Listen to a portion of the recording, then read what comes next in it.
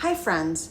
So I want to share something that really shook me as a mom. Not just Leilani's mom, but as a mom raising both neurotypical and autistic kids. Okay, you want to be with me? Okay, no, not on my... Here, okay. Evan likes to be with me when I do videos. So anyway, as I was saying, 2 years ago, my daughter Leilani was part of a company dance group in LA. On the surface, it looked like a dream come true.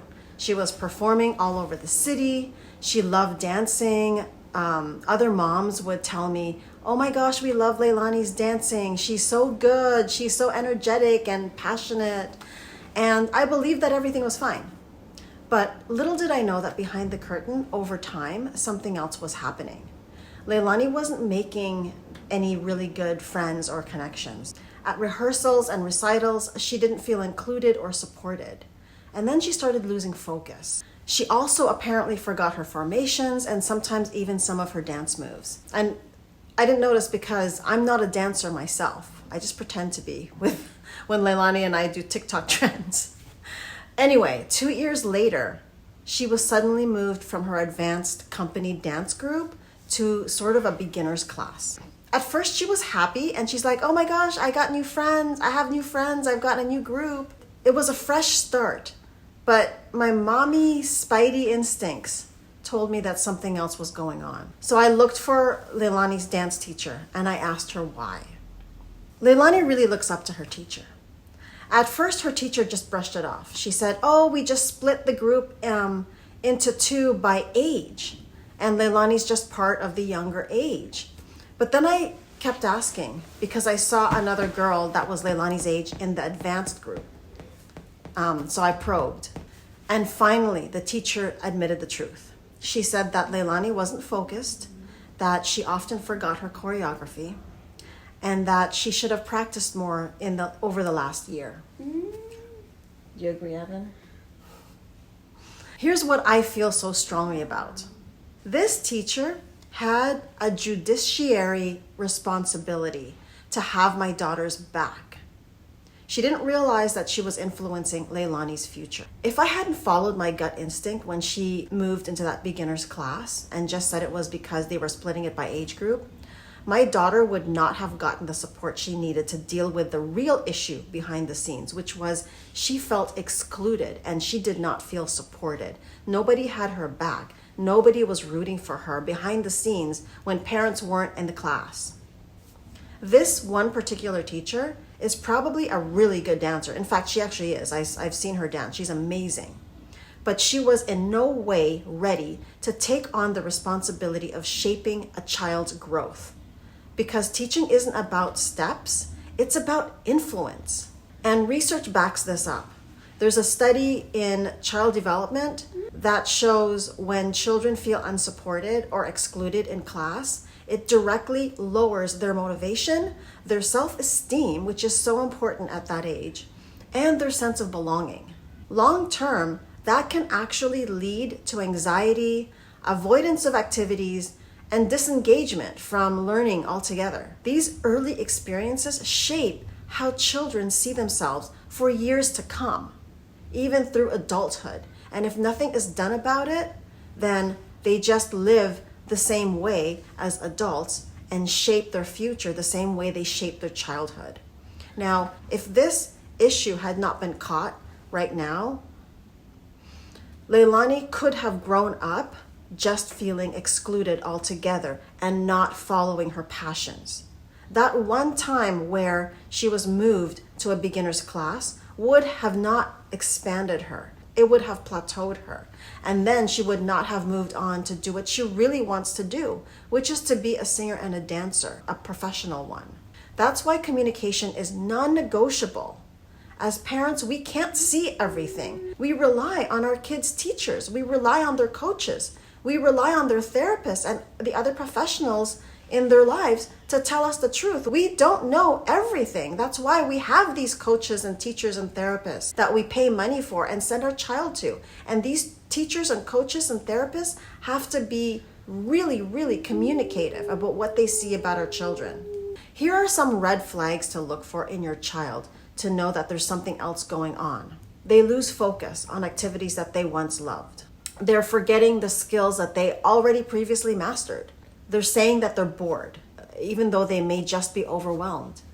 They have stomach aches, they have meltdowns, or they just dread the class in some way. They're suddenly quiet about something that they used to be excited about. And here's the less obvious signs in autistic kids. They might be stimming more or have more repetitive behaviors during or after class. They may zone out or hyper-focus on completely unrelated things. They have irritability or aggression hours after the class ends. This could be delayed stress. There's changes in their eating or sleeping patterns. They have obsessive talk about rules or fairness, which is a way of processing social confusion.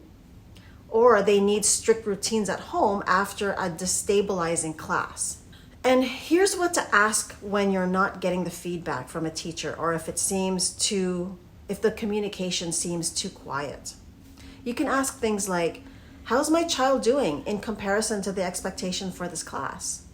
Have you noticed any patterns in her focus, her memory, or social interactions?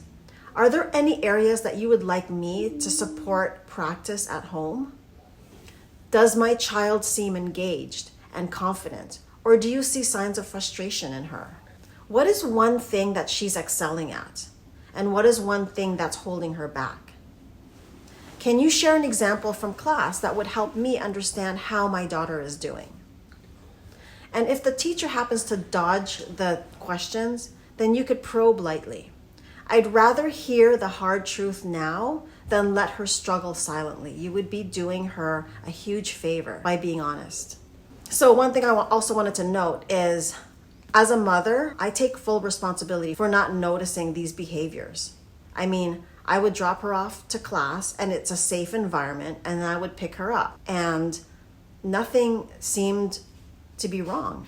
And she also would come home saying the class was amazing. But what I could have done better is constantly communicate with the teacher and ask questions sooner. We can't fix what we don't know. And silence doesn't protect our kids. It sets them back. And that's why I told Leilani, sometimes you need to let go of what you think you want in order to make room for something better. And she did. She powerfully quit that school, and we did find a new school. And now she's not just working on her dance skills again, she's learning how not to let feeling left out stop her from chasing what she loves the most. Because at the end of the day, if this root cause is not addressed, then no matter what school she goes to, she's going to run into the same thing. Before I end, I want to say this to all teachers, coaches, and professionals working with kids. You all may not realize the impact that you have, but the truth is, you powerfully influence not only the skills in front of you that you are teaching our children, but that child's future confidence, that child's future motivation, and their self-worth. This needs to be part of your training, because one overlooked comment, 1 year of silence can completely change the trajectory of a child's life. And I 100% believe that this would have changed the course of Leilani's life. This would have changed the course of Leilani's life if it had not been addressed sooner. And I'm so happy that we're addressing it now. Right, Evan? Evan agrees. So please communicate. Please be honest. And please partner with the parents, with us. So don't underestimate the weight of your role or the impact that it has on a child. Because to a child, you're not just teaching them steps or skills. You are literally shaping how they see themselves in the world. If any of this has resonated with you, please subscribe to our channel. I originally created this channel to share the trials and tribulations of raising our nonverbal autistic son, and I've expanded it to now share our journey as a family of 5, a neurodivergent family, and all the adventures, the hardships, and all the fun times that we have together in hopes that it'll inspire others. Thank you.